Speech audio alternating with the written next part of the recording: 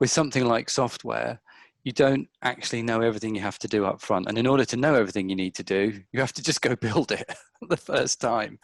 And it's only by actually going through it that you're able to properly flush out what you need.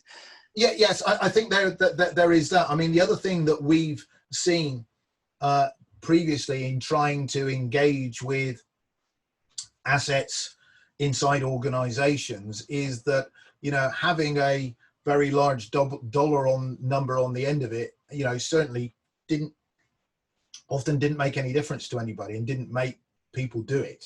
I mean, certainly my experience was, you know, you could go to an operational asset, either offshore or onshore, and you could dangle 10, 50 million, 50, 100, 300, 500 million dollars of benefit under their nose, which was relatively easily capturable, and it never made anybody do anything. And certainly that was the case at $100 barrel oil.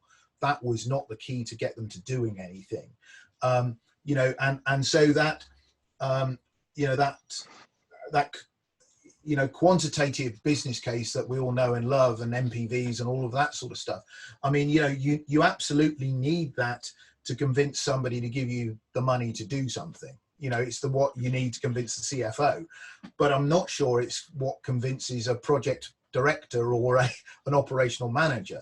And so the kind of things that I think you need to do for that, for engineers and asset managers is convince them, you know, what's in it for them, how are their daily lives going to improve, how's it going to make their operations improve, how's it going to improve everything that they're doing on a daily basis.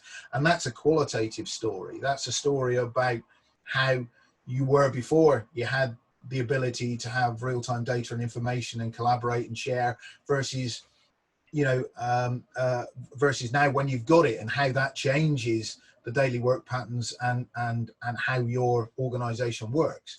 And I think the other thing about it is that, you know, there needs to be some sort, we've called this the enabling business case, but it would be, what's the burning bridge? What is it that you've got to do tomorrow that you can't do today, and you've got no choice? Yeah. And you know,